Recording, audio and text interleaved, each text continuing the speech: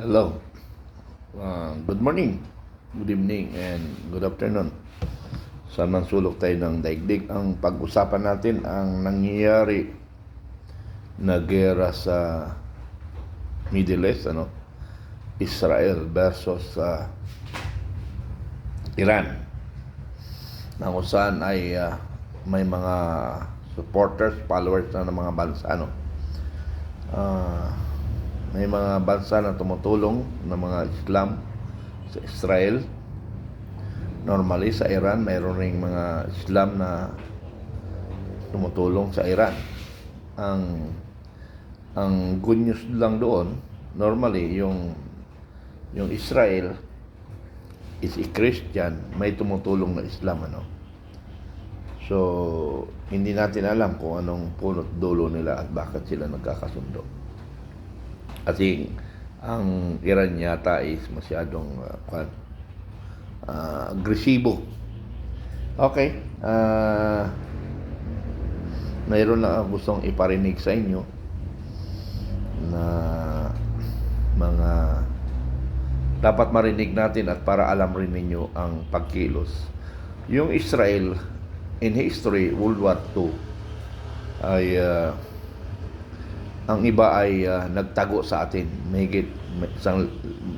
Mahigit libo yata, It because hinahanap siya ni Hitler. Kasi ang gusto na mangyari ni Hitler, what I mean, lahat ng mga Jews ay uubusin ang lahi. So nag-spread out sila, ang iba napunta sa atin.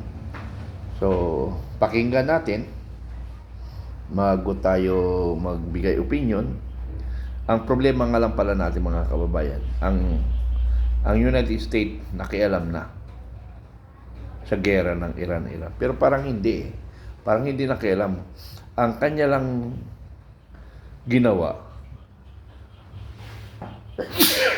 at naramdaman niya kasi na yung nuclear bomb ay gagamitin. Paano kung hindi lang mga Israeli ang mamatay at mga kalapit bansa pa? So, ibig sabihin, magulo na. So, maaaring inunahan ng United States. Yun yung pagkaakala ko, pero hindi natin alam ang iba pa, So, marami ng Amerikano galit sa kanilang presidente. So, sa akin, yun yung pananaw ko na iniwasan. Pero yung pagsali ng United States sa gera na yan, delikado. Lahat tayo madadamay. Pero bago ang lahat, gusto kong iparinig sa inyo yung Israel ay nagtago sa atin. Pakinggan natin. The forgotten nation in the Bible, the mysterious mission of the God-chosen Philippines. Have you ever wondered if your country is mentioned in the Bible? Could a small nation in the East hold a divine mission from God? It might sound unbelievable, but what if I told you that a forgotten nation, hidden in plain sight, could be part of God's grand plan? Imagine a land overflowing with gold, a nation with unshakable faith, and a people chosen to bring God's light to the world. We're talking about the Philippines. But this isn't just about national pride. This is about ancient prophecies, lost civilizations, and a mission that continues to this day. The Bible speaks of islands in the east glorifying God. It describes Ophir, the legendary land of pure gold, where King Solomon's ships sailed to collect unimaginable wealth. But could these scriptures be pointing to the Philippines? Could this nation, often overlooked in global politics, actually be one of the most important pieces in God's divine puzzle? And if so, why are millions of Filipinos scattered across the world, not just earning a living, but unknowingly fulfilling a greater purpose, carrying the gospel to nations where faith is fading? This story might just change the way you see the world. Stay with us until the end, because what you're about to discover is nothing short of mind-blowing. This tiny cooling device beats expensive AC units and works even when the power goes out. It's smaller than a lunchbox, cools any room within 3 minutes, and uses 98.7% less energy than your AC. It was invented because what you're about to discover is nothing short of mind-blowing. The islands in the east is the Philippines mentioned in biblical prophecy. The Bible has fascinated scholars, theologians, and historians for centuries, not just for its spiritual teachings, but for its prophetic nature. Some of its passages seem to reference lands far beyond the ancient world, hinting at places that were unknown at the time. One of the most intriguing questions that many have asked is, could the Philippines be one of these nations mentioned in Scripture? At first glance, it might sound like a stretch. The Bible primarily focuses on Israel and the surrounding nations. But when we dig deeper, we find verses that talk about distant lands, islands in the east, and places where God's name would be glorified. One of these key verses is Isaiah 24:15. Therefore, in the east, give glory to the Lord, exalt the name of the Lord, the God of Israel, in the islands of the sea. Isaiah specifically mentions the east and the islands of the sea. These aren't just poetic phrases in biblical language. Islands often refer to distant lands, far removed from the Near East. So the question is, are there any nations in the Far East that match this description? The Philippines consists of over 7,000 islands, making it one of the largest archipelagos in the world. It is located directly in the east when looking from the perspective of the ancient world. And here's where things get even more interesting. It is the largest Christian nation in Asia, with over 86% of its population identifying as Christians. The Philippines is thousands of miles away from Israel, yet it has become a major stronghold of Christianity. How does a country so distant from biblical lands become one of the most devoted Christian nations in the world?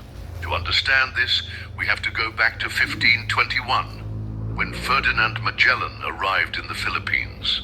This marked the beginning of the country's relationship with Christianity.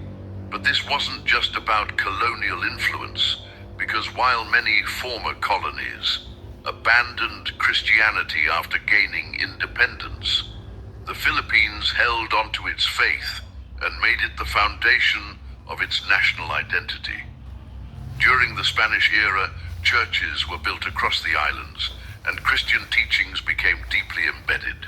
Unlike many other Asian nations, which reverted to their traditional religions, the Philippines embraced Christianity and never let go.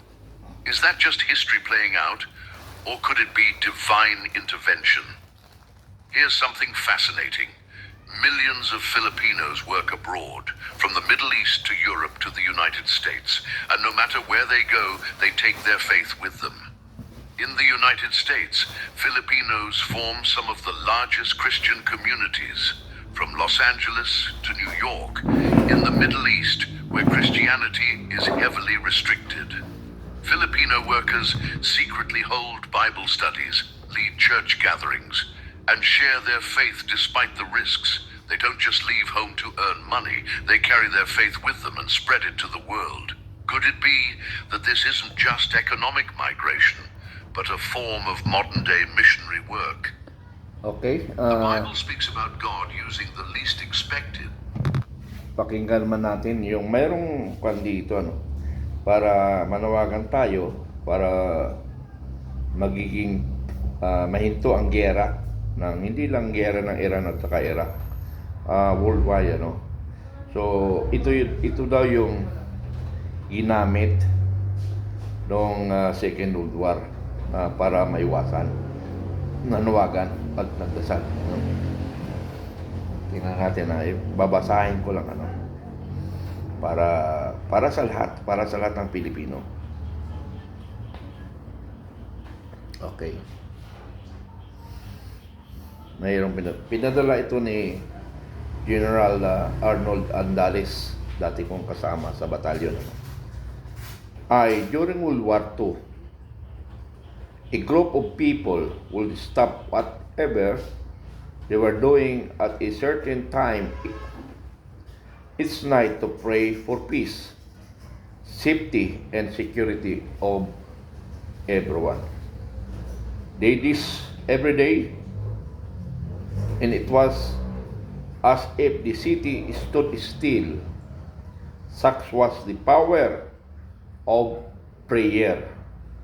The result was so overwhelming that the bombing was stopped after a short time. Now, again, some are organizing a group of people globally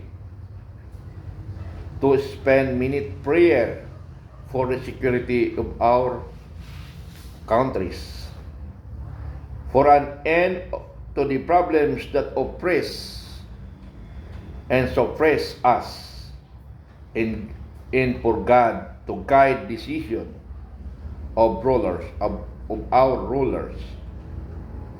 We will meet at the following times sa oras na ito. Okay, ito yung magkita-kita tayong lahat ng bawat bansa. India, 9 p.m. Germany, 4 p.m. Austria, 4 p.m. Spain, 4 p.m. Portugal, 3 p.m. Canary Island, 3 p.m. Costa Rica, 8 p.m. Colombia, 7 p.m. Nicaragua, 8 p.m. Ecuador, 7 p.m. Guatemala, 8 p.m. Mexico, 8 p.m. Panama, 7 p.m. El Salvador, 8 p.m. Venezuela, 6 p.m. Uruguay, 5 p.m. Paraguay, 5 p.m. Brazil, 6 p.m. Argentina, 5 p.m. Chile, 5 p.m. Italy, 4 p.m. Australia, 2 p.m. United States, 1 p.m. Canada, 12 noon. Singapore, 9 p.m. Thailand, 9 p.m. Korea, 9 p.m. Hong Kong, Taiwan, 10 p.m. And the Philippines, 11 p.m. So yan yung dapat na prayer natin na magtagpo-tagpo tayo at makita-kita, no? Para sabay tayong manalangin sa ating Panginoon or kay Allah para sa katahimikan ng mundo. Please support us in this initiative. We will post for a minute each day at the appointed time to pray for world peace, for an end and to conflict, and for the restoration of tranquility to all people on the earth, and for families to look to God, see their salvation. If we understood the tremendous power of prayer, we will be amazed. If you can forward this request to your contacts, we can work miracle with a prayer. Set the alarm on your phone every day at the time set for your country, and prayer for 1 minute for peace. 1 minute for peace. Okay. Tayong lahat na nakikinig ngayon o sa inyong papanood, 1 minute, give to our God. Start now.